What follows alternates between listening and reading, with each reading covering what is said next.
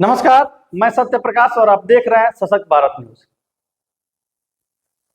जहां बिहार में चुनाव का माहौल था, हर पार्टियां रोजगार, शिक्षा, स्वास्थ्य और कानून व्यवस्थाएं पर बात कर रही थी। और ये पूरा बिहार का जो चुनाव रहा 2025 का, ये चुनाव कुल मिला के जाके रोजगार पे ही टिका हुआ था। जहां 2020 तक बिहार में चुनाव में धर्म के नाम पर होती थी, ऊंच नीच के नाम पे होती थी, हिंदू मुस्लिम के नाम पे होती थी, जंगल राज के नाम पे होती थी। इन सारे चीजों को जो 2025 का चुनाव है ये पलट के रख दिया। 2025 का जो चुनाव हुआ ये विकास के नाम पर चुनाव हुआ, ये रोजगार के नाम पर चुनाव हुआ, ये पलायन रोकने के नाम पर चुनाव हुआ, ये अच्छी शिक्षा व्यवस्था देने के नाम पर चुनाव हुआ, ये अधिक से अधिक रोजगार सृजन करने के नाम पर चुनाव हुआ, अधिक से अधिक नौकरियां देने के नाम पर चुनाव हुआ। और इसमें सबसे आगे अगर कोई पार्टियां रही, इन सारे मुद्दों को आगे बढ़ाने में अगर कोई पार्टियां रही तो वो रही राष्ट्रीय जनता दल, राजद और तेजस्वी यादव। इन्होंने हर परिवार को रोजगार देने का वादा किया, माई बहन सम्मान योजना के नाम पर 2500 रुपए महिलाओं को देने का वादा किया और युवाओं के लिए भी बहुत सारे वादे किए। इन्होंने पलायन खत्म करने के नाम पर वोट मांगे और साथ ही साथ जन सुराज ने भी जम के बेरोजगारी, पलायन, शिक्षा व्यवस्था, स्वास्थ्य और अनेक तमाम मुद्दों पर बात किया। लेकिन बिहार की जनता ने सबको नकार दिया और फिर से एक बार नीतीश कुमार पर अपनी मोहर लगा दी और प्रचंड बहुमत के साथ बिहार में एनडीए की सरकार बनाई और नीतीश कुमार की फिर से वापसी करा दी। जो व्यक्ति लगातार 25 वर्षों से बिहार के सत्ता पर काबिज था, तो ऐसा माहौल बनाया गया, कहा जा रहा था कि एंटी इनकम्बेंसी है और इस बार एनडीए की सरकार बिहार में नहीं बनेगी, नीतीश कुमार जी का जाना तय है। लेकिन मामला इसके उलट हुआ और भाजपा, जदयू, हिंदुस्तानी आवाम मोर्चा, लोजपा और रालोमो, राष्ट्रीय लोक मोर्चा, इन पांचों पार्टियों के जो गठबंधन थी एनडीए ने प्रचंड बहुमत के साथ बिहार में वापसी की और सरकार भी बनाई, मंत्रालय का विस्तार भी हो गया। लेकिन इसमें जो सबसे बड़ी बात यह है कि बिहार में सरकार बनी और जो नीतीश कुमार, जो एनडीए के सारे नेता ने बात की थी चुनावी दौर में और चुनाव के समय इन्होंने बिहार के जनता से जो वादे किए थे, क्या उन वादों को ये पूरा करेंगे या नहीं करेंगे। चुनाव के समय एनडीए ने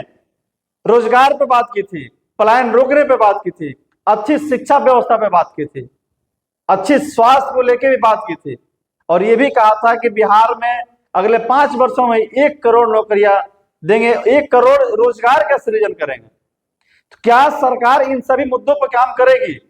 ये बहुत बड़ा सवाल है और ये सवाल उठना भी चाहिए और ये सवाल हम भी आपसे करेंगे और बार बार ये सवाल उन सभी तमाम जिम्मेदार नेताओं से करते रहेंगे जिन्होंने खुले मन से यह ऐलान किया था कि अगर हमारी सरकार बनती है तो बिहार में हर तरह की सुविधाएं उपलब्ध कराई जाएगी और बिहार को हम देश के अग्रणी राज्यों में स्थापित करने का काम करेंगे। तो क्या बिहार सरकार के गठन जो हो गए तो इन सब पहलुओं पर सरकार ध्यान देना शुरू करेगी? क्या जो चुनावी वादे किए थे, इन सारे वादों को निभाने में सरकार अपनी तत्परता दिखाएगी या ये केवल चुनावी जुमले बन के रह जाएंगे? क्योंकि चुनाव के समय में सभी पार्टियों ने बड़े बड़े वादे किए थे, बड़े बड़े सपने दिखाए थे बिहार को, बड़ी बड़ी बातें कही थी और इन सारे पार्टियों को, जो भी विपक्षी पार्टियां थी, राजद को बिहार के लोगों ने नकार दिया। जन सुराज जो लगातार जिसके सूत्रधार प्रशांत की जो बिहार के एक एक गांवों में गए, पैदल मार्च किया, लगातार लोगों के संपर्क में 3 साल से बने रहे, उनको बिहार के जनता ने नकार दिया। अगर यूं कहे तो 2025 का जो बिहार विधानसभा हुआ तो इसकी पूरी पटकथा को पलट देने वाले जो व्यक्ति थे वो अकेले प्रशांत किशोर थे, जिन्होंने बिहार को जंगल राज, ऊंच नीच, हिंदू मुस्लिम तमाम तरह की बातों से निकाल कर ये जो चुनाव था रोजगार का चुनाव बना दिया। अच्छी शिक्षा व्यवस्था पर बात करने के लिए बिहार को तैयार कर दिया, अधिक से अधिक रोजगार सृजन करने पर बिहार के नेताओं को मजबूर कर दिया कि इन सब बातों पर आप बात करिए, पलायन रोकने पर बात करिए, अधिक से अधिक रोजगार सृजन करने पर बात करिए, तब आपको जनता चाहेगी। और इन्हीं मुद्दों पे, इसी के सारे सवालों के इर्द गिर्द बिहार का चुनाव होते रहा और इसमें प्रचंड बहुमत के साथ एनडीए की सरकार बनी। तो क्या सरकार बनने के बाद बिहार के जितने भी नए नेता हैं अपने पार्टी के नेताओं के द्वारा किए गए वादों को पूरा करेंगे? क्या पलायन रोकने की जो इनके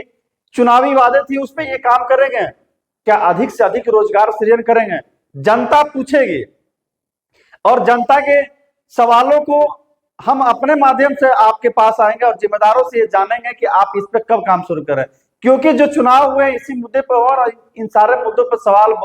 पूछना हमारा अधिकार है, हमारा हक है। क्योंकि जब आपने बिहार की जनता से ये वादा किया तो उस वादे को पूरा करना भी होगा आपको, क्योंकि जनता अब गुमराह नहीं होगी और जनता के तमाम सवालों को मजबूती के साथ हम उठाते रहेंगे। और इन तमाम ऐसे बहुत सारे मुद्दे हैं जो सामाजिक मुद्दे हैं और जो राजनीति हुई बिहार की, जो चुनाव हुआ, चुनाव के समय जो